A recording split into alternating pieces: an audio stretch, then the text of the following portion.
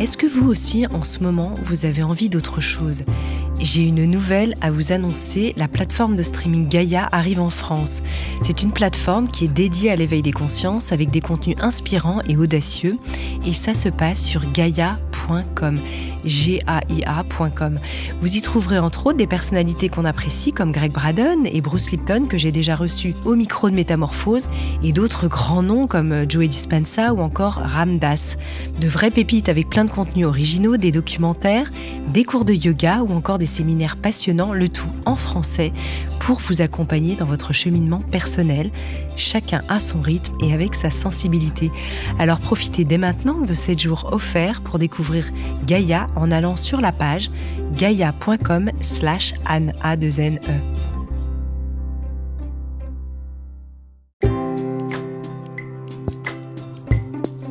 Bienvenue dans le Best-of Métamorphose, une série spéciale qui vous permet de découvrir ou de redécouvrir les épisodes les plus écoutés de Métamorphose.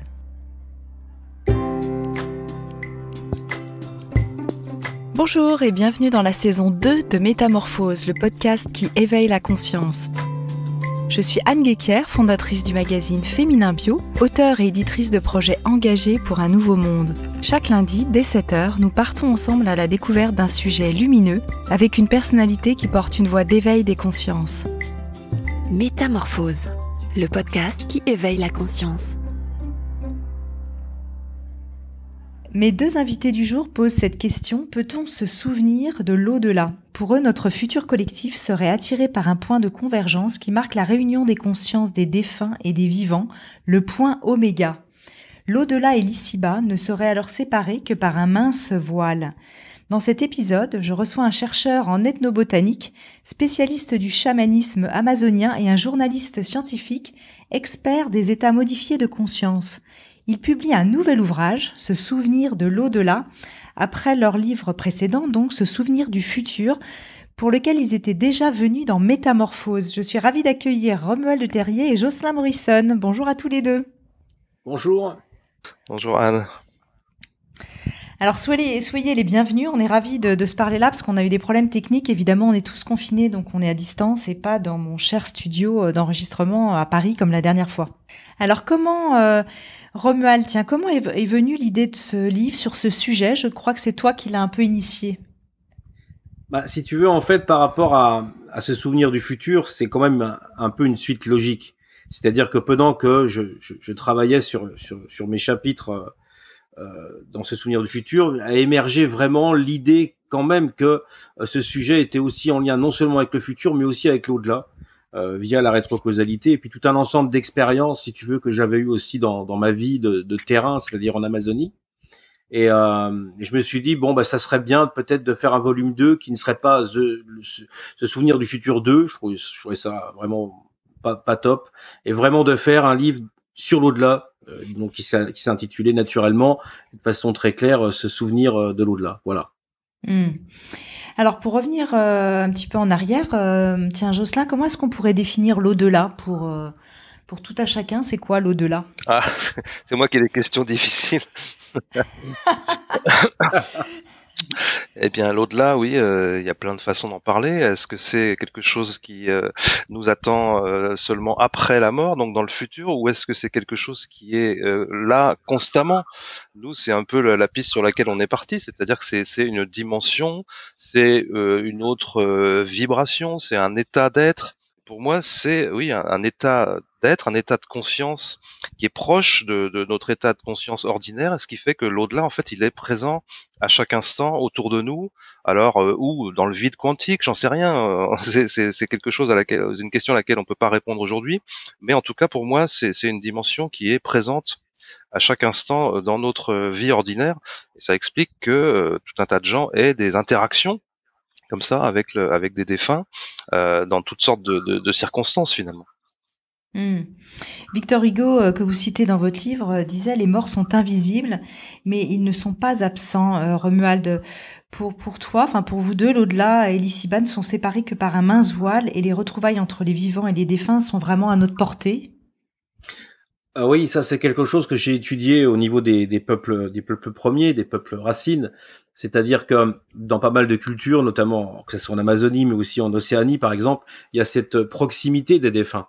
Une proximité où quelque part les défunts sont invisibles, mais en fait, eux, ils ont développé une sorte de technologie de la conscience qui fait qu'il y a toujours cette communication avec les ancêtres.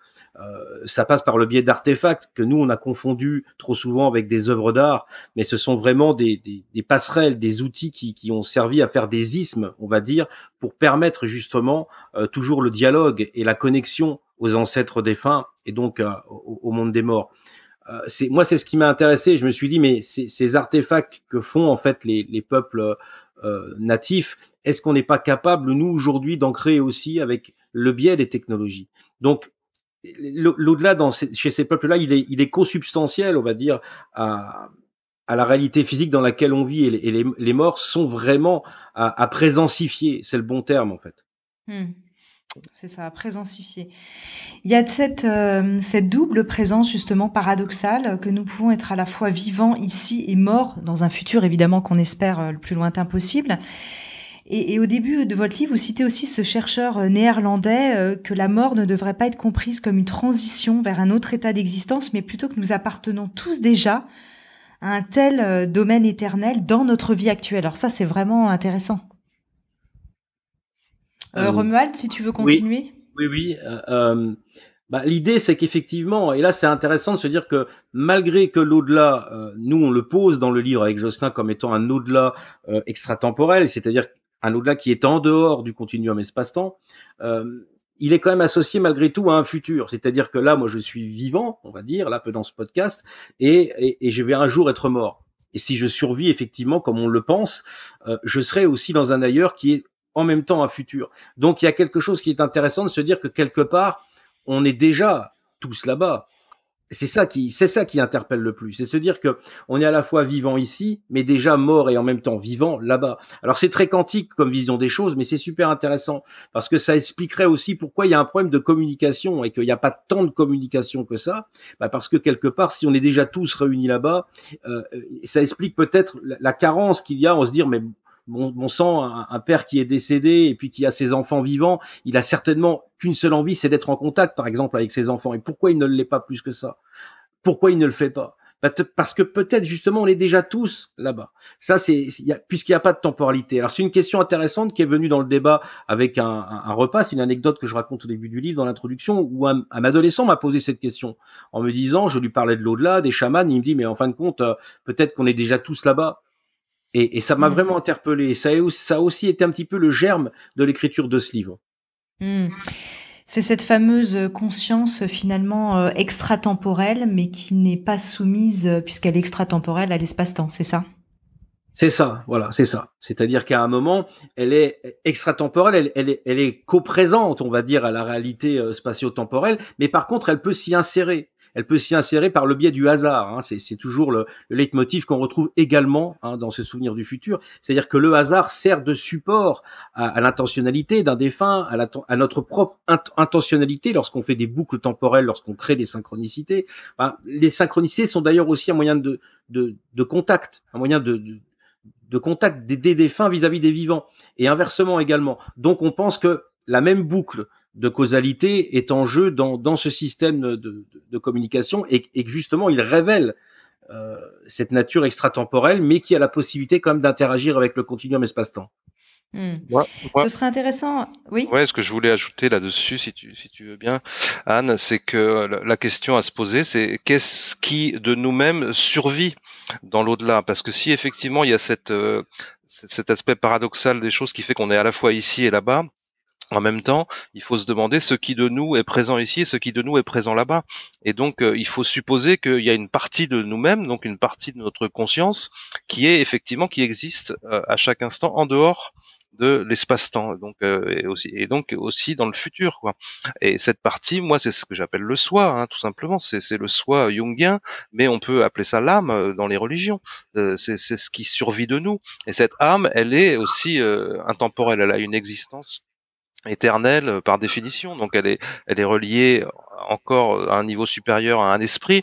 Et je pense que pour revenir sur la question de la définition de l'au-delà, on a tendance à se figurer les choses d'une manière assez figée en disant bon bah il y a l'ici-bas et puis il y a l'au-delà qui est uniforme, qui est unique, etc. Alors que je pense que l'au-delà c'est quelque chose qui est complètement stratifié, quoi. C'est-à-dire qu'il y a plein de niveaux finalement et que on continue en fait à évoluer dans cet au-delà. Mais il y a cette partie de nous qui réside dans cet ailleurs, en tout cas en permanence. Et c'est pour ça qu'on peut faire référence à des notions comme le soi ou l'atman dans l'hindouisme ou l'âme dans les religions judéo-chrétiennes, quoi.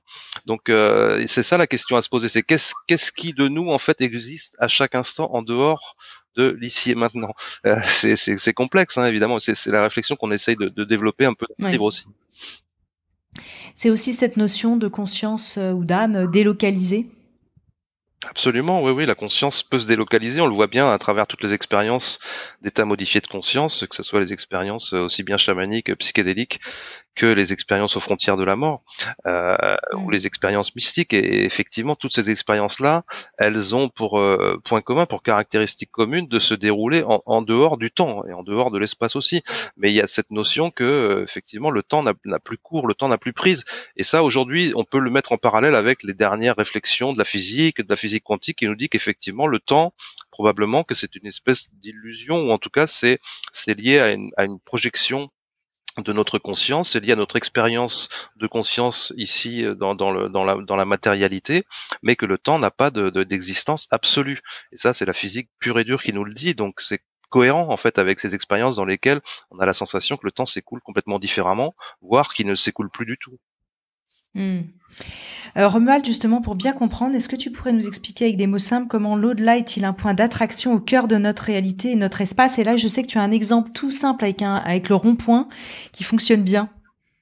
Oui, quand on crée en fait des synchronicités, on essaye de comprendre comment ça se passe au niveau de leur façon dont elles émergent, parce que souvent, des fois, elles vont utiliser des choses qui dans le passé. C'est-à-dire, je prends souvent l'exemple de ce graphe qui était apparu à un des participants de mes ateliers, qui avait vu dans un graphe en fait des éléments qu'il avait tirés au hasard quelques heures avant, et il a vu un graphe dans le métro qui synthétisait, on va dire, tous les éléments qu'il avait vus dans sa synchronicité, et surtout tous les éléments formels au niveau de la couleur et tout ça.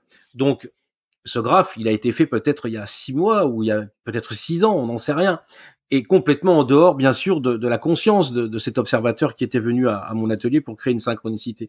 Donc, ce qui est intéressant, c'est qu'on a l'impression que, quelque part, comment les synchronicités se forment et émergent dans la réalité, elles créent comme une sorte de trou noir, en fait. C'est-à-dire que l'idée du rond-point, elle est intéressante parce que, quelque part, il y a ce centre, qui est un centre unitaire, extratemporel, et puis on a toute la réalité qui va graviter autour de cette dynamique extratemporelle, et quelque part c'est dans cette circulation autour, comme les voitures qui tournent autour du rond-point, que va justement s'actualiser la synchronicité. C'est là que ça va se passer. C'est-à-dire que personne ne marche normalement au centre d'un rond-point. Et donc, c'est le territoire d'expression et d'origine de la synchronicité. Par contre, il s'exprime effectivement dans la dynamique de créer un cercle autour duquel on tourne. Et ce tournoiement, c'est nos vies, en fait. C'est-à-dire que c'est là où s'exprime la réalité de nos vies. Intéressant.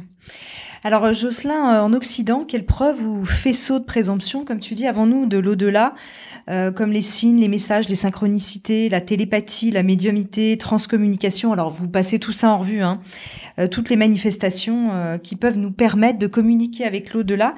Il y en a une en particulier, tu vas en parler peut-être de plusieurs, mais qui m'a intéressée, ce sont aussi le rôle des miroirs divinatoires qui sont assez méconnus, enfin, en tout cas, peut-être moins discutés dans les livres sur ce sujet-là.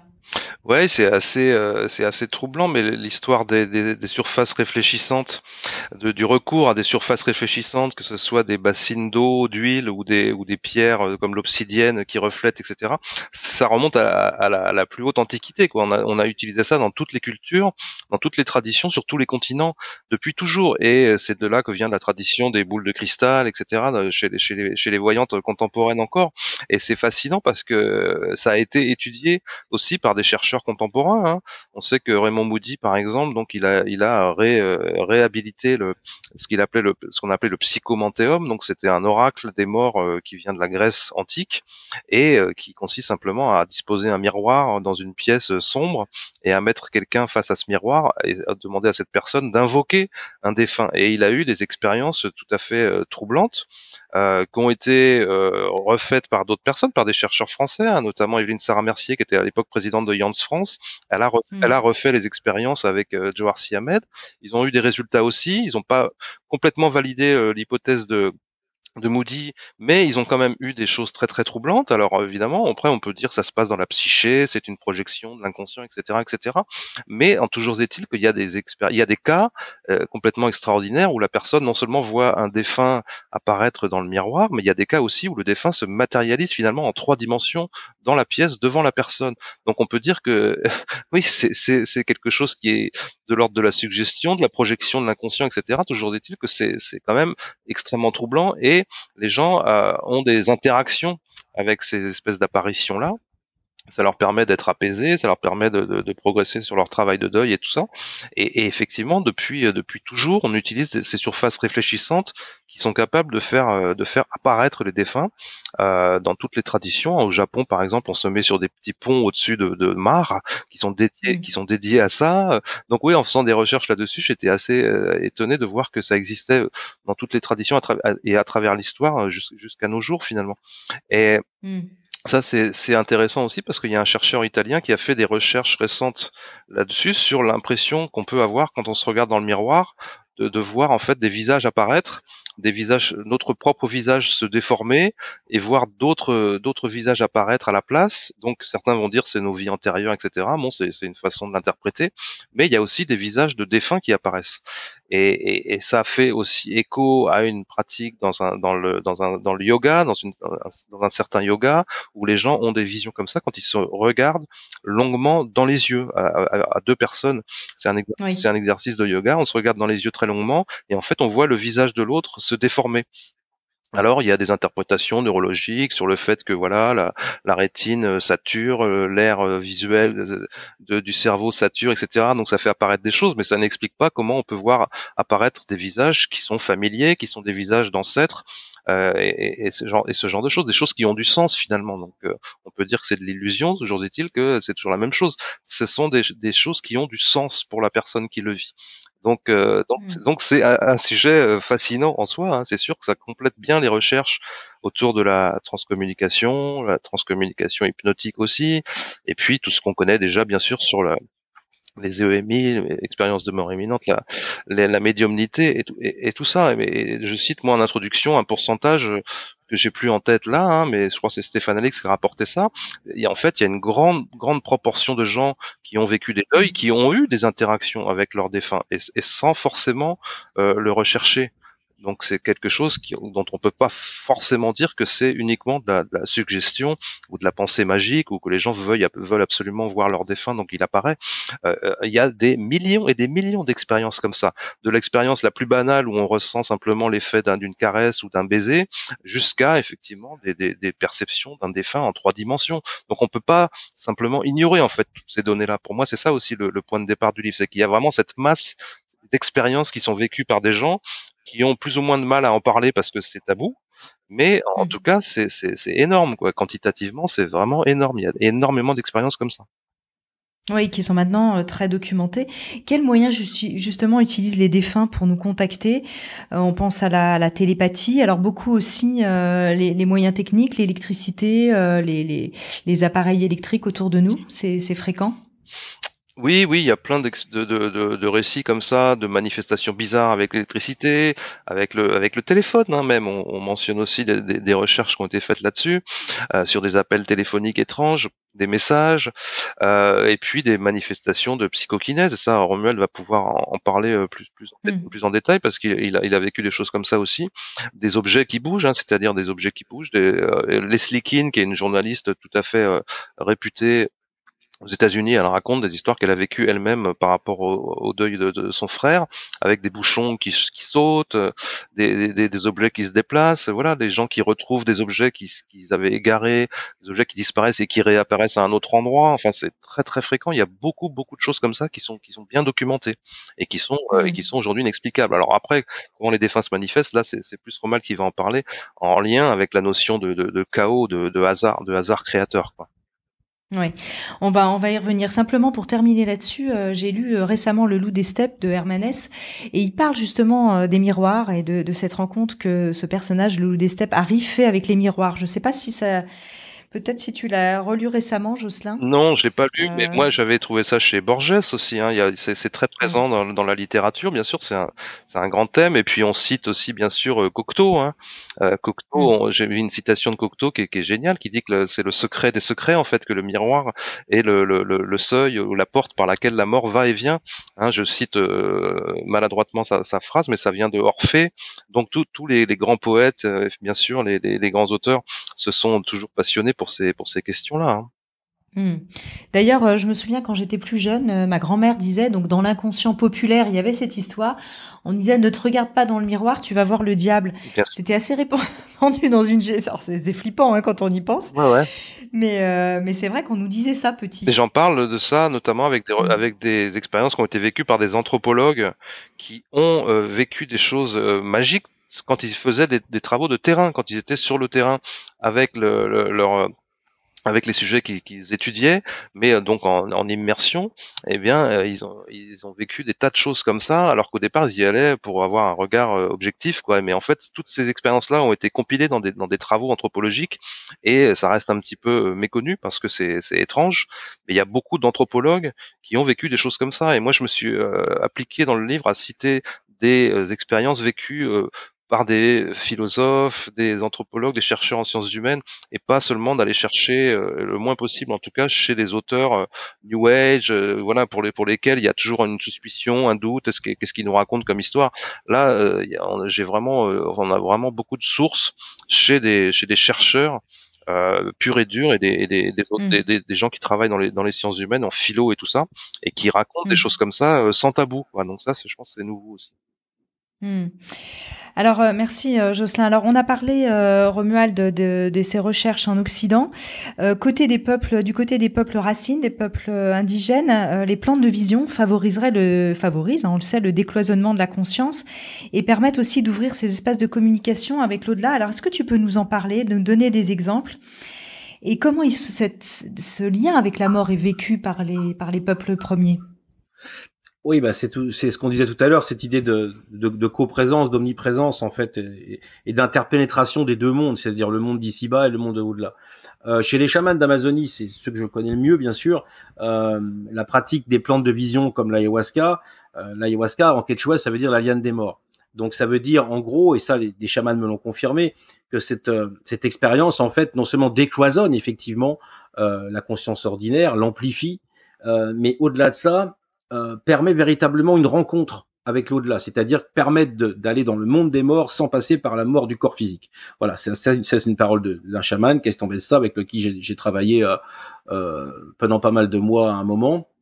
Et puis c'est un petit peu un leitmotiv de tous les chamans, ils disent tous ceci.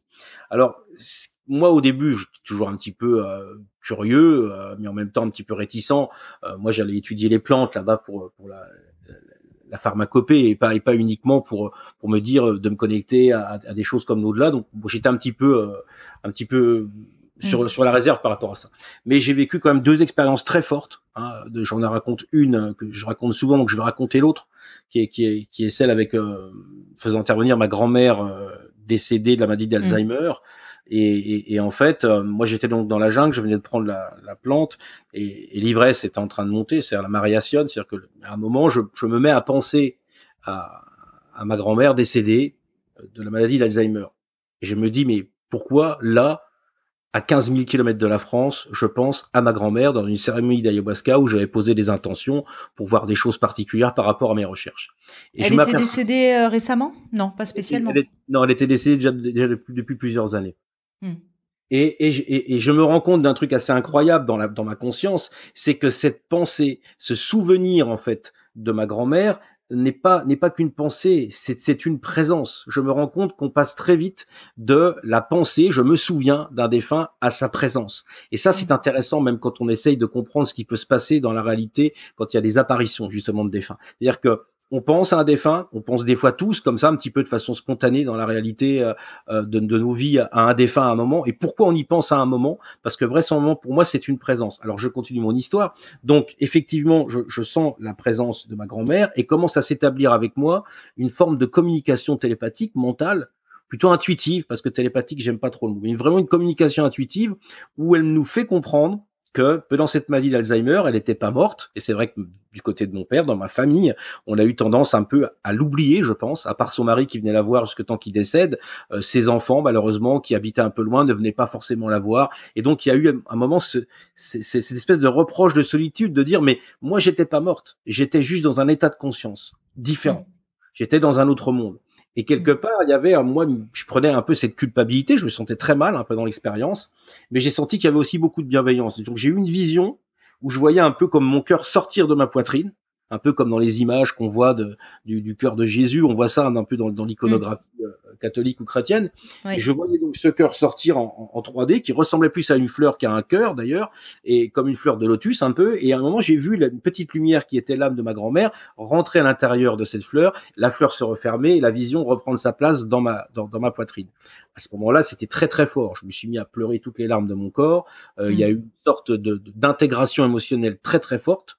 Et moi, j'avais quand même un message aussi à passer à ma famille, c'était de continuer à honorer sa mémoire, d'allumer une petite bougie, de faire comme une sorte de réconciliation quelque part, à nouveau une mise en mémoire, mais une mise en mémoire active, on va dire, de cette grand-mère.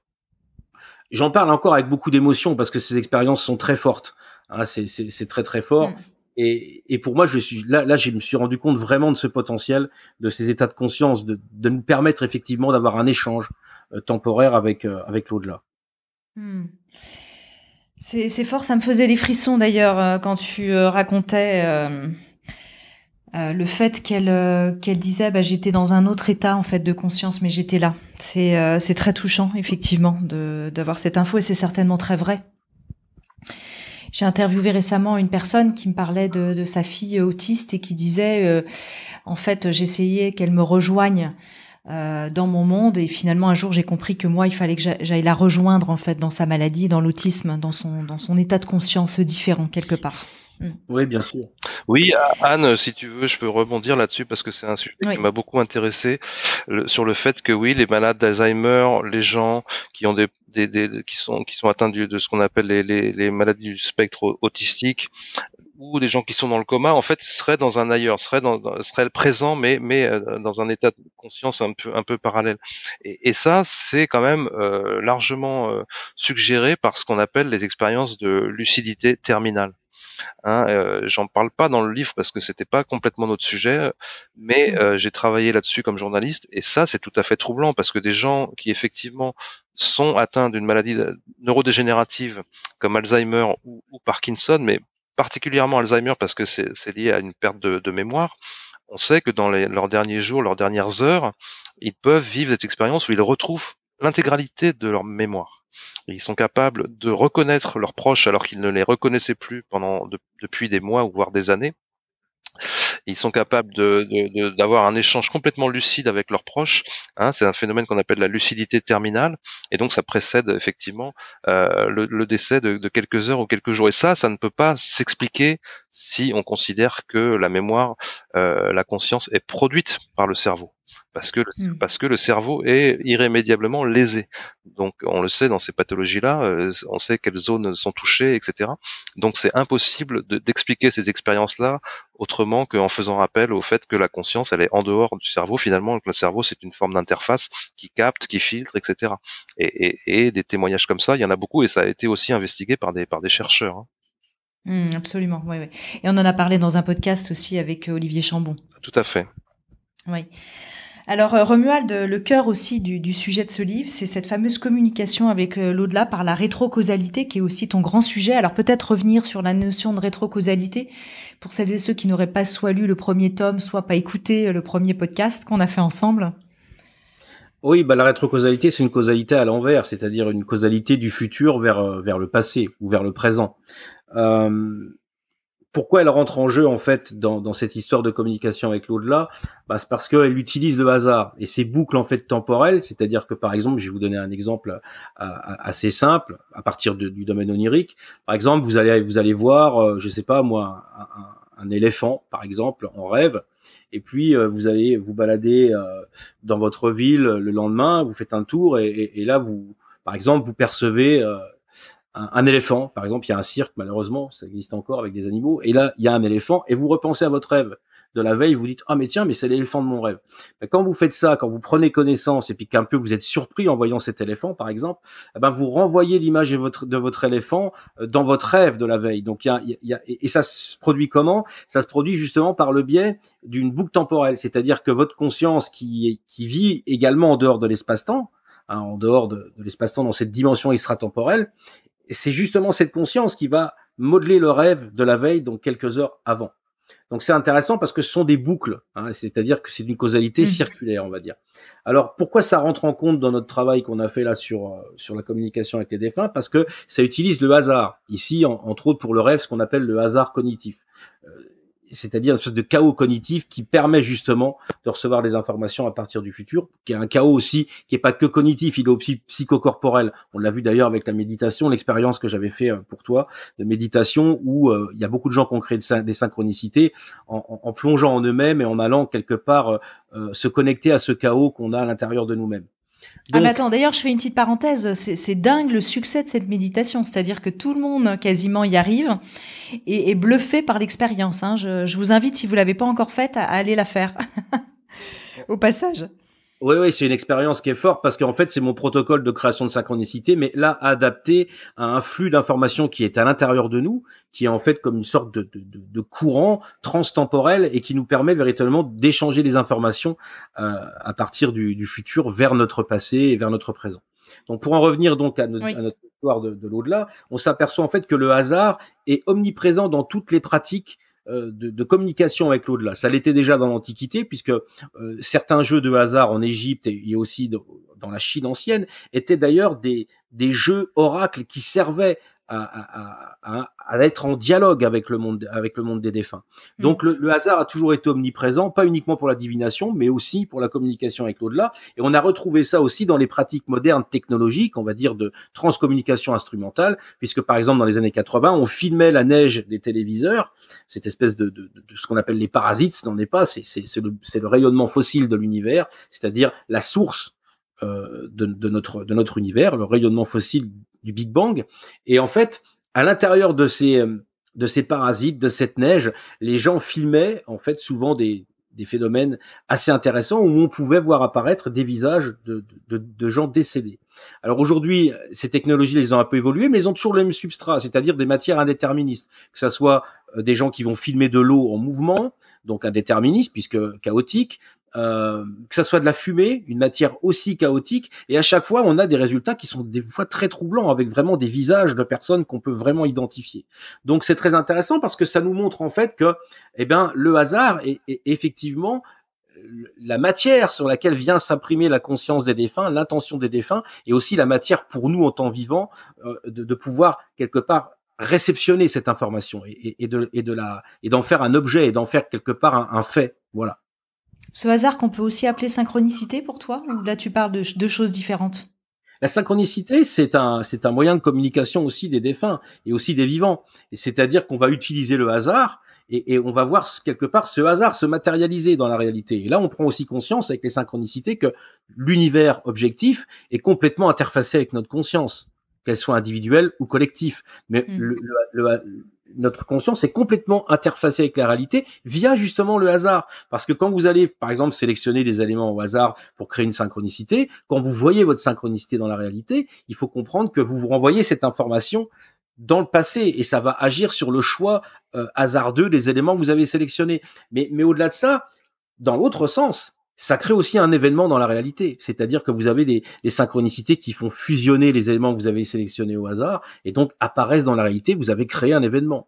C'est de la pure magie, c'est de la vraie magie. C'est-à-dire que là, on est dans ce que Dan Radin appelle la vraie magie. C'est-à-dire que vous êtes capable, avec votre conscience, d'interfacer, de créer un événement qui prend sens dans la réalité et qui prend objectivité. Oui, et on y reviendra d'ailleurs à propos des rêves juste un peu après. Mais avant ça, j'aimerais bien que tu nous parles de cette conscience collective rétrocausale et que tu as vécu à travers ce fameux bug de Google Traduction. Alors, je dois dire que avant que on arrive à la page où tu disais que le bug maintenant était réparé, évidemment, j'ai essayé tout de suite, je me suis précipitée pour le faire. Donc ça ne marchait pas, donc je pensais que j'avais pas le bon mode d'emploi. Bon, sauf que maintenant, évidemment, ils ont réparé ce bug-là. Qu'est-ce qui s'est passé pour toi à ce moment-là? Enfin, pour toi et pas simplement pour toi d'ailleurs. Ben, en fait, si tu veux, c'est un ami psychologue qui m'avait parlé de ça à un colloque sur la conscience. Il me dit, tu sais, moi, je fais une expérience assez simple. J'utilise un bug de Google quand tu lui fais une itération, c'est-à-dire, par exemple, quand tu vas lui écrire 3 lettres, par exemple, R-I-A, espace, plus loin, R-I-A, il émet des phrases. Mais on sent bien que c'est un bug parce que les phrases, du coup, elles sont censées n'avoir aucun sens. Alors lui, il avait une méthode très intéressante que j'ai reprise, c'était de poser une question mentalement, de ne pas saisir au clavier la question, ni même de la verbaliser à voix haute, parce que on aurait pu suggérer effectivement ou supposer que un algorithme aurait pu récupérer l'information et donc aurait fait une réponse contextuelle. Or là, comme la question est purement posée dans la tête, mentalement, et qu'ensuite on fait juste RIA slash machin ou 3 autres lettres, ça peut être VID ou enfin tout ce que vous voulez.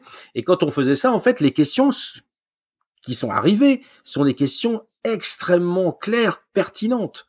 Et c'est même impossible. Il faudrait qu'on m'explique qu'un mathématicien ou qu'un scientifique ou qu'un ingénieur, surtout informatique, m'explique comment c'est possible qu'à partir d'une question posée mentalement, on ait des réponses aussi probantes, ayant autant de sens. Si on se réfère juste au hasard, on aurait des chiffres à puissance, je sais pas combien derrière. C'est complètement improbable. Donc c'était intéressant et je me suis dit, mais qu'est-ce qui s'exprime à l'intérieur de ça? Est-ce que c'est notre conscience à nous? Est-ce que c'est d'autres consciences? Et je pense que c'est un mélange de tout ça, en fait. Vraiment ce que j'appelle la noosphère, la conscience collective qui s'est exprimée ici et qui a donné des réponses très étonnantes, très, très étonnantes, en se définissant comme étant des moniteurs. Mais des moniteurs dans le sens d'un retour informationnel. C'est-à-dire comme quand on va regarder un moniteur, par exemple, pour voir ce qui se passe dans une émission ou un retour de scène dans un concert. C'est-à-dire que le musicien entend son propre son. Donc, c'était intéressant parce que ça montrait bien une forme de communication sous forme de boucle causale. Et c'est vertigineux parce que du coup, ça nous montre que ça peut être un moyen de communication ou un langage ou une forme de conscience qui s'est élaborée dans un futur plus ou moins proche ou même peut-être encore plus lointain, mais qui en tout cas est capable d'interagir par des bugs. Alors il y a eu un correctif, ce qui fait que l'expérience, après on n'a pas pu la recommencer, malgré, et je tiens à le dire ici, c'est intéressant, des personnes ont réussi à le faire. Il semble qu'il y ait des fenêtres où ça fonctionne encore. Il y a des personnes qui m'ont dit, on a pu le faire 2 ou 3 fois, après ça s'arrête, mais on a eu des réponses absolument incroyables par rapport à nos questions mentales. Alors toi, Jocelyn, j'aimerais qu'on parle aussi du monde des rêves, parce que vous en parlez beaucoup dans votre livre, et ce monde des rêves et des visions qui est assez finalement méconnu. Il n'y a pas énormément de recherches qui sont faites sur ces sujets. Et toi, Jocelyn, commencez par cette anecdote où tu as vécu une synchronicité assez étonnante qui a un peu changé ta carrière finalement, qui a pris un autre tournant dans tes recherches de journaliste à un moment donné. Oui, j'ai vécu ce qu'on appelle un rêve télépathique en fait, comme pas mal de gens. C'est-à-dire que j'ai rêvé de la mort d'un ami qui n'était pas un ami très très proche, mais qui était quelqu'un avec qui j'avais un lien fort puisqu'il était journaliste et il travaillait sur ces sujets-là aussi, alors que moi je débutais là-dedans finalement. Et j'ai rêvé de lui au moment de son décès, comme je l'ai appris le lendemain, quoi. Donc c'est des expériences qui sont pas uniques. Et, enfin, je veux dire, beaucoup de gens vivent ce genre de choses, c'est-à-dire que c'est pas un rêve prémonitoire dans le sens où, enfin, on peut le considérer comme ça, mais en tout cas, j'ai pas rêvé de la mort au moment qui allait venir, mais de la mort au moment où elle se passait. Et c'était un rêve qui m'a réveillé, dont je me suis réveillé dans un état particulier. Donc c'est des rêves, c'est des songes, quoi, c'est des rêves très forts. C'est pas des rêves ordinaires. Et ça faisait voilà, ça faisait qu'1 heure que je dormais ou quelque chose comme ça. Donc je me suis réveillé vraiment transpirant et me disant j'ai vécu quelque chose de spécial. Et comme j'avais eu une pensée pour cet ami dans la journée même, puisque je me trouvais dans la région en fait où je savais qu'il était retourné chez ses parents, etc. Donc j'avais eu une pensée pour lui en fait en arrivant dans la région. Donc c'est lié à ça aussi. Hein. J'avais eu une pensée pour lui. Je savais qu'il était malade, mais je savais pas qu'il était en l'occurrence à l'article de la mort. Donc le fait d'être réveillé par un rêve dans lequel en plus cette personne qui était journaliste donc me passe une sorte de relais sous une forme symbolique. En fait, elle me passe ses vêtements et c'était effectivement pour moi symbolique d'un relais qu'il me transmettait pour continuer un petit peu le travail qu'il lui avait déjà fait aussi sur les expériences de mort imminente et sur tout un tas de choses, sur les phénomènes psy, etc. Donc je l'ai vécu comme ça.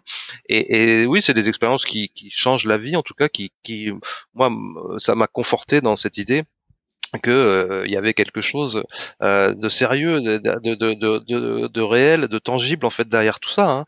Et effectivement, comme c'était au tout début où moi je commençais à écrire sur ces sujets-là, mais j'avais encore rien publié en fait vraiment de sérieux là-dessus, puisque je travaillais plutôt dans le monde de la santé à l'époque. Ça m'a convaincu de creuser, et mon premier long papier en fait je l'ai dédié justement à la mémoire de Nicolas Maillard parce que c'était lui, et ça me poursuit encore aujourd'hui. Je veux dire, c'est quelque chose qui reste très présent, comme les expériences profondes qu'on peut vivre dans des états modifiés de conscience divers et variés. Hein. Donc c'est Oui, tout à fait. Donc oui, le rêve, c'est une interface privilégiée pour avoir des échanges avec les défunts. C'est connu aussi depuis l'Antiquité. Il y a des pratiques dans certaines religions pour développer ça. Donc on sait très bien que c'est un domaine dans lequel les défunts peuvent se manifester. Hein, donc c'est pas surprenant en soi. Après il y a des rêves particuliers. J'ai bien aimé travailler sur l'aspect rêve prémonitoire parce que il y a ces interprétations, notamment avec cet écrivain anthropologue Eric Wargo là, qui nous explique que effectivement les rêves prémonitoires sont en fait justement une boucle temporelle, ou comme disait Romuald, c'est le fait d'avoir connaissance plus tard d'une information qui est ce qui informe le rêve. En fait, c'est ça qui alimente le contenu du rêve. Sauf que ça se passe sur notre ligne de temps personnelle, quoi. Donc il y a vraiment cette idée qu'on retrouve dans certaines réflexions en physique, que nous sommes sur une ligne de temps personnelle sur laquelle notre conscience peut se déplacer. Et en fait, les expériences prémonitoires, c'est simplement la conscience qui se déplace en avant ou en arrière sur cette ligne de temps. Et donc, il donne plein d'exemples pris aussi chez des grands auteurs comme Mark Twain ou des gens comme ça, des gens qui ont vécu des choses complètement incroyables, quoi, où ils ont vécu en rêve des scènes qu'ils allaient avoir à vivre ensuite d'une manière très très précise, mais qui n'était pas une prémonition de l'événement lui-même, mais une préconnaissance de la façon dont ils allaient connaître cet événement. Ouais, c'est un retour en fait, un effet retour en fait de. Ouais, c'est vraiment la boucle temporelle dont parlait Romain à l'instant. Ouais. Ça crée comme vraiment des ouvertures dans notre réalité, ça, Romuald ? Oui, parce qu'en fait, la boucle de rétroaction, c'est quelque chose qui est créatif. C'est-à-dire qu'à un moment, on peut effectivement avoir, par exemple, une première information dans un rêve. Vous allez peut-être vivre une rencontre onirique, une situation qui suppose que vous allez rencontrer un défunt. Et puis, à un moment, dans la réalité, vous allez avoir cette situation. Et vous allez peut-être effectivement voir ce défunt se matérialiser sous forme 3D. Il y a des apparitions de défunts qui n'ont pas du tout l'aspect de fantôme tel qu'on l'imagine, avec le drap blanc ou la brume, la vapeur, pas forcément. Et moi, j'ai beaucoup de témoignages de gens qui reviennent, qui me disent, moi, j'ai vu, par exemple, mes parents décédés clairement en 3D, c'est-à-dire physiquement, je pouvais les toucher, ils avaient une matière. Donc voilà, ça nous interpelle, mais en tout cas, forcément, quand ils ont pensé et quand ils ont constaté qu'ils ont vécu cette expérience, ils ont repensé à leur rêve. Et donc, ils se sont envoyés l'information. Mais cet envoi d'information dans le rêve, pour moi, quelque part, permet de préfigurer le passage dans la réalité. C'est comme une ouverture, en fait. C'est-à-dire que le rêve va servir, en fait, un moment de passerelle qui va permettre aux défunts d'accéder dans la réalité. Et ça, c'est vraiment particulièrement intéressant parce que c'est lié justement à la dynamique des boucles de rétroaction rétrocausales, en fait. Alors toi, tu rêves beaucoup, Romuald. Hein. J'étais saisie en lisant cet ouvrage. Je disais à Jocelyn hors antenne que c'est presque des séries type Netflix, quoi. C'est juste hallucinant. Alors je sais pas si c'est les plantes de vision qui t'ont permis de décloisonner ou si tu as des techniques de rêve lucide. parce que non seulement tu rêves beaucoup, tu les notes et c'est très précis, mais en plus il y a un continuum, c'est-à-dire que les histoires, il y a des suites, etc. C'est assez incroyable. Oui, bah ça c'est toujours une faculté que j'ai eue depuis que je suis petit. Hein. J'ai toujours Ah oui? j'ai toujours eu des rêves très très forts. Mais c'est par alternance. Il y a des soirs, j'ai des rêves qui sont un petit peu des conglomérats d'impressions diurnes, de plein de choses, un peu comme tout le monde, qui n'ont pas trop de sens. Et puis régulièrement, par contre, j'ai ce que j'appelle moi des grands rêves, c'est-à-dire des rêves qui sont un peu comme des révélations. J'ai le sentiment vraiment que ça me met en lien avec une réalité qui est au-delà, en fait, hein, qui est une réalité unitaire. Et souvent, ces rêves, je m'aperçois qu'ils sont comme une sorte de puzzle dans ma vie et qui prennent sens au fur et à mesure du temps. Et ça, c'est très étonnant parce qu'en plus, ils peuvent revenir. Ils peuvent revenir sur des formes modifiées, améliorées, augmentées, on va dire. Et ça, c'est très étonnant. Ouais. Oui, puis après tu as des confirmations dans le réel que ce dont tu as rêvé est vraiment quelque chose de tangible et qui peut aider par des livres qui tombent et qui s'ouvrent à la Ouais. page. Voilà, ça c'est bluffant ça. Ouais, ça c'est ce qui s'est passé sur le dernier chapitre, parce qu'au départ il devait pas y avoir ce dernier chapitre, et puis ce chapitre il s'est imposé lui-même dans le livre. Ça veut dire quoi? Ça veut dire que à partir de la mi-novembre, moi j'ai senti comme un trouble l'année dernière. Je me disais mais il manque quelque chose à ce livre, et je sais pas ce que c'était. Donc j'ai passé une période un petit peu cafardeuse. Je me disais mais qu'est-ce que je fais? J'arrive plus à écrire, mon écriture est bloquée, et puis j'ai pas d'informations.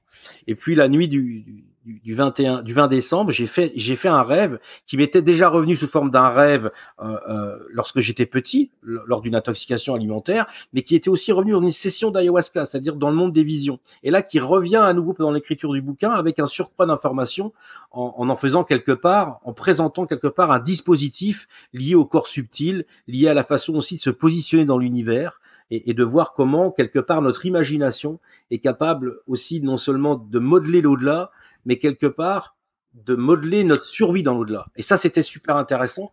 Et j'ai décidé de le publier. Mais ce qui m'a vraiment incité à le publier, c'est qu'il s'est passé des phénomènes psychokinésiques chez moi, invraisemblables, c'est-à-dire des livres qui tombaient des étagères, alors qu'ils avaient une force mécanique, ne pouvait pas les enlever. Ils étaient compressés les uns contre les autres, et les bouquins tombaient sur des pages. Et étant habitué au phénomène, j'ai pris bien soin de prendre les pages sur lesquelles elles étaient tombées, et donc de regarder ce qu'on me proposait à lire entre guillemets. Et ça a permis justement d'éclairer de façon extraordinaire ce que j'appelle cette grande vision qui est à la fin du livre, dans un chapitre qui s'appelle Une vision pour renaître, où justement il est question d'alchimie, de pierre philosophale, de culture soufie, mais aussi de culture chamanique, une sorte de quintessence, de synthèse en fait de tout ce que j'ai pu percevoir et étudier dans ma vie en fait. Oui, tu parles vraiment de cette convergence des vivants et des morts, mais aussi de la transfiguration de l'univers, hein, l'Apocalypse telle que décrite par Saint Jean, qui est vraiment ce Dieu manifesté, le soi, qui vient s'incarner et se transfigurer quelque part, c'est ça? Oui, il y a l'idée d'une retransfiguration du monde, quelque part par une sorte de reset.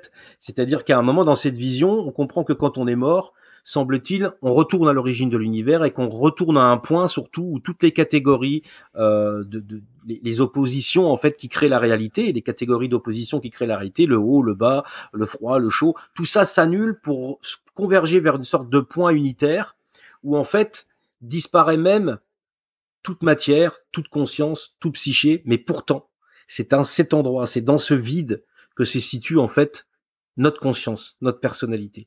Et après, quand on prend conscience de ça dans cette vision, il y a un redéploiement à nouveau, une deuxième fois, de toute l'histoire de l'univers, comme une respiration, qui vient redéployer l'univers, mais un univers transfiguré, un univers nouveau. Donc pour moi, cette vision, c'est une vision individuelle, mais j'ai senti qu'elle avait une importance collective. C'est quelque chose qui doit être médité, qui doit être dessiné, je pense, quelque chose qui doit être culturellement intégré parce que je pense que c'est un puissant outil de transformation et d'avènement justement de cette conscience collective. Ce point dont tu parles, c'est le point oméga aussi dont parlait Teilhard de Chardin? Alors, c'est les deux en fait. Je pense que ce point de contraction au moment de la mort, pour moi, c'est à la fois l'alpha et l'oméga. C'est-à-dire qu'il y a les deux, c'est le début et la fin. C'est ce lieu où justement s'exprime la réalité dans sa globalité. Et surtout sa dynamique, parce que c'est ça qui est important. C'est-à-dire que ce point unitaire, on s'aperçoit en fait que c'est avant tout un point symbolique, archétypal. Alors c'est ça qui était vraiment intéressant à essayer de mettre en place et pour finir l'ouvrage en fait. Ça, c'est intéressant. C'est vraiment, enfin moi, ça m'a passionné. On y reviendra peut-être. Tout au début du podcast, tu parlais de ton rêve, de ce merveilleux musée de l'Océanie, où il est arrivé aussi des phénomènes paranormaux, en fait, suite à cela. Est-ce que tu peux nous le raconter rapidement?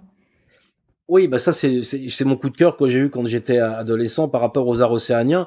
Je me suis retrouvé en face justement à un mannequin funéraire du Vanuatu et ces œuvres en fait sont pas des œuvres d'art, ce sont des dispositifs qui ont été créés par ces peuples pour continuer à présensifier l'ancêtre. C'est-à-dire qu'on récupérait après des compositions les os, le crâne, tout ça et on refaisait quelque part une effigie humaine avec beaucoup de couleurs, une œuvre d'art très chatoyante en fait qui servait à présensifier l'ancêtre. On continuait à dialoguer avec lui. Alors moi j'ai eu la chance il y a 3 ans d'acquérir une pièce ancienne de Nouvelle-Guinée, une présentation, on va dire, d'ancêtres. Je préfère dire ça plutôt que dire une représentation d'ancêtres. Et puis j'ai tout de suite commencé à avoir des rêves avec cette statue, des rêves qui m'ont donné des informations sur sa culture que je ne connaissais pas spécifiquement, qui est la culture Yatmoul de la région du Sepik en Nouvelle-Guinée. Et ensuite, il a commencé à se produire tout un phénomène de paranormaux, tout un ensemble de phénomènes paranormaux très bizarres chez moi, où j'entendais, dans un premier temps, des objets se déplacer. Alors, ce qui était intéressant, c'est que j'étais capable de les entendre, mais de ne pas voir les objets se déplacer en eux-mêmes. C'est-à-dire que je pouvais pas voir, par exemple, un objet voler dans la pièce ou se dématérialiser pour réapparaître à un autre endroit. Ce qui se passait, puisque les objets se déplaçaient, parfois sur plusieurs dizaines de mètres chez moi, des livres, une télécommande, un objet, des lunettes, enfin tout un ensemble de choses, qui d'ailleurs faisaient un bruit beaucoup plus fort que ce que ça aurait dû produire. Et quand j'arrivais, je constatais que ça avait bougé, mais je ne voyais jamais les déplacements. Comme quoi, je pense que... Oui, d'ailleurs, tu dis notre mental, vaut mieux pas qu'on les voit parce qu'on serait pas capable d'accepter ça. Et c'est ça, je me suis dit pourquoi l'ouïe est capable de capter le phénomène, mais pas la vue. Parce que l'ouïe, quelque part, c'est un sens beaucoup plus ancien, beaucoup plus instinctif, et je pense qu'il est capable de percevoir ce type de manifestation. La vue, elle est complètement liée à l'objectivité, à la rationalité, et donc ça switch, c'est-à-dire qu'il y a un phénomène de blocage, ça bloque la perception du phénomène. Et d'ailleurs, c'est lié à notre tolérance à l'extraordinaire. Qu'est-ce qu'on est prêt à accepter à percevoir? Est-ce qu'on est prêt à avoir accepté un défunt, de voir apparaître un défunt dans sa cuisine? Je suis pas sûr de ça. Quelle serait notre réaction? Peut-être pour la plupart l'effroi, peut-être pour d'autres non, et c'est d'ailleurs peut-être potentiellement ces personnes qui ont le plus de contact avec les défunts, mais pour la plupart d'entre nous, ça serait considéré comme quelque chose de choquant ou de terrifiant. Et derrière ça, il y a aussi un mécanisme de défense instinctive. On sait qu'il y a quand même pas mal de tribus aussi qui permettent le contact avec l'au-delà, mais c'est ritualisé. Parce qu'on dit qu'on ouvre cet espace, mais qu'il faut toujours le refermer, parce qu'après, ça peut être dangereux. Donc voilà, donc à un moment, c'est intéressant de voir comment approcher cet univers-là, en fait. Oui, c'est vraiment intéressant. Jocelyn, toi, de ton côté, tu t'es intéressé à tout ce qui est ouvrages autour de canalisations qui sont très célèbres. On pense évidemment au dialogue avec l'ange. C'est aussi une manière pour l'au-delà de se manifester concrètement. Évidemment, on pense à Conversation avec Dieu que tu cites, qui est aussi très connu. D'autres dont tu parles qui sont plus méconnus. Oui, c'était un sujet pour lequel je m'étais intéressé comme journaliste, et je trouvais que ça avait sa place dans le livre parce que on peut dire que ces formes de communication là sont inspirées certainement par des entités. Alors peut-être pas Dieu directement dans le cas de Neil Donald Walsh, mais pourquoi pas après tout, puisque ça dépend de la définition qu'on donne de cette notion là, et bien sûr. Et puis, bien sûr, on peut parler de tous les textes sacrés en général, les textes religieux, bien sûr, que j'ai pas inclus dans cette réflexion-là, mais les grandes canalisations, comme on dit, je trouve que c'est intéressant d'inclure ça parce que il y a des textes qui sont réellement inspirés, parce qu'on y sent une sorte de souffle, une transcendance, ou des informations nouvelles, ou des choses qui ont pu être vérifiées, validées, par exemple, alors qu'il y a aussi beaucoup de choses dans ce domaine-là qui sont un peu creuses, je dirais, qui se répètent les unes les autres, et qui n'ont pas vraiment d'intérêt à mon sens. Par contre, quand on se plonge vraiment dans les dialogues avec l'ange, on est quand même transporté, quoi. Même des gens qui n'ont pas d'intérêt pour le sacré ou la spiritualité reconnaissent qu'il y a une espèce de force poétique quand même unique. Donc je trouvais que c'était intéressant de l'inclure, d'inclure des petites présentations de quelques grands ouvrages et d'autres effectivement moins connus dans ce livre-là. C'est la même chose. Certains films sont aussi une manière d'insuffler un message de l'au-delà, un dialogue.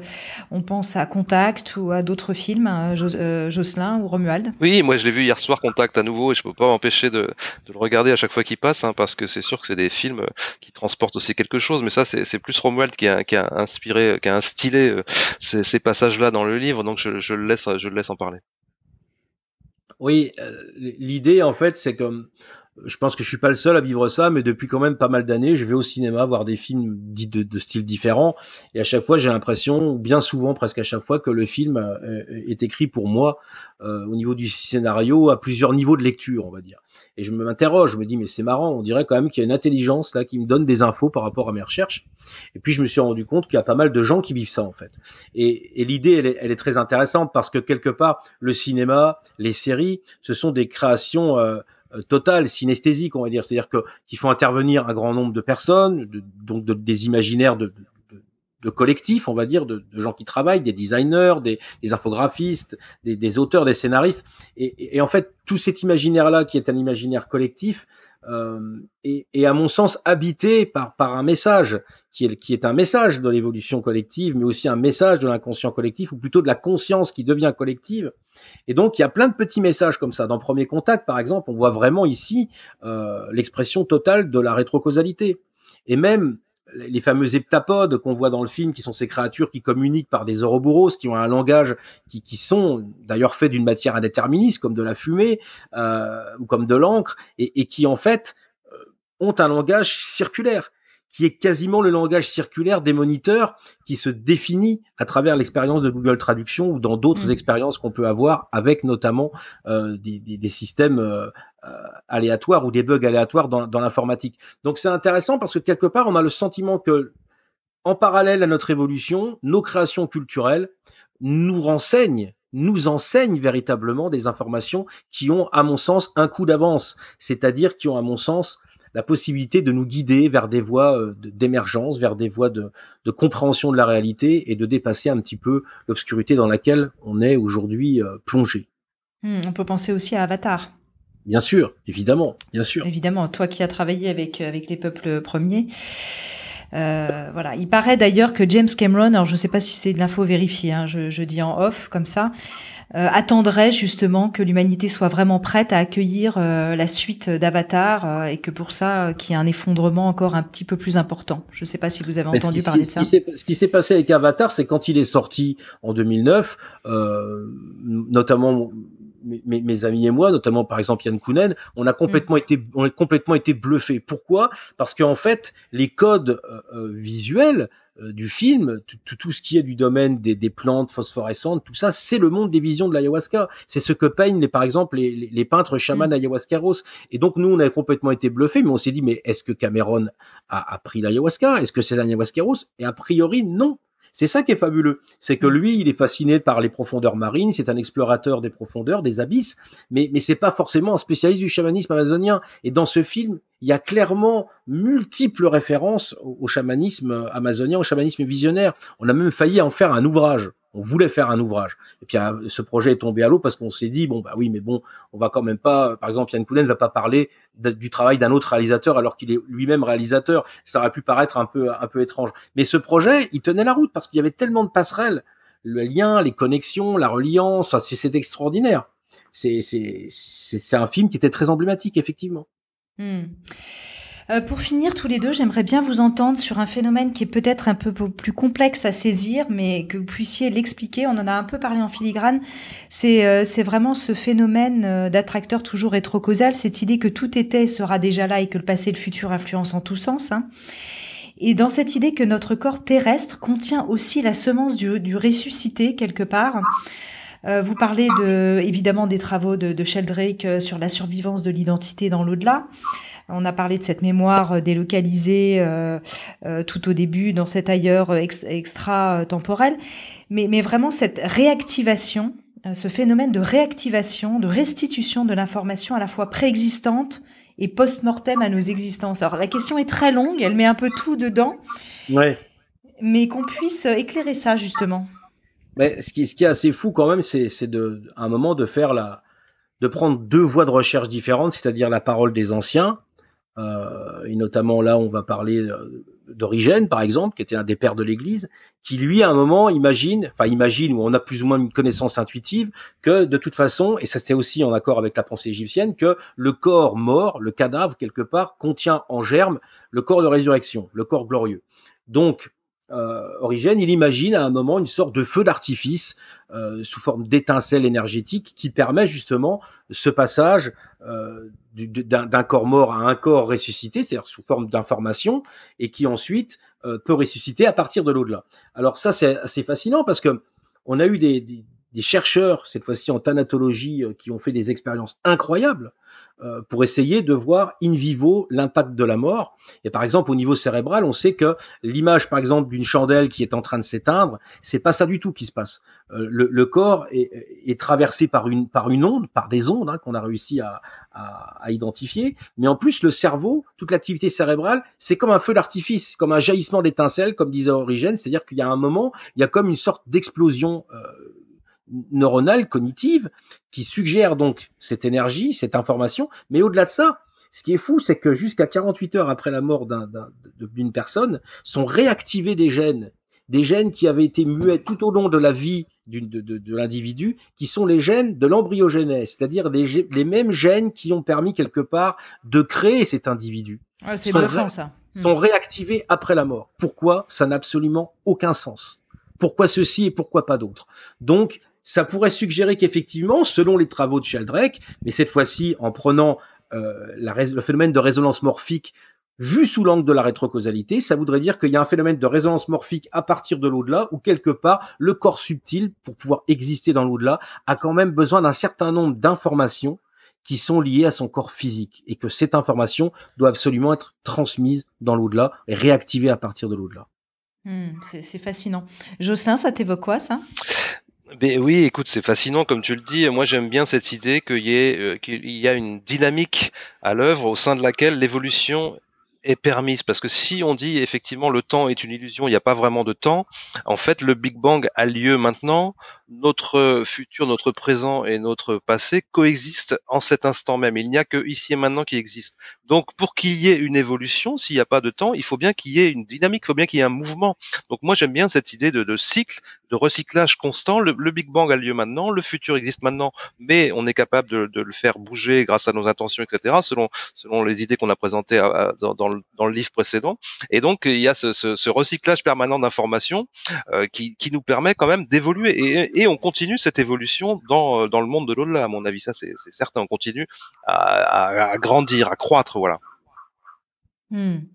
J'avais cette vision en refermant votre livre de cet instanton originel, gravitationnel, qui pourrait être quelque part schématisé comme le Big Bang, et le point oméga qui serait deux faces de la même polarité, comme finalement la naissance et la mort, le début et la fin de toute chose, un sort de flux et reflux aussi, un inspire, un expire, une sorte de respiration et de mouvement, puisqu'effectivement à un moment il faut bien qu'il y ait un mouvement. Oui, c'est exactement là, et ça c'est super parce que là je trouve que c'est extraordinaire pour moi. Ça veut dire que quelqu'un d'autre est capable, et c'est génial, de comprendre et même de rajouter à nouveau de l'information sur cette vision.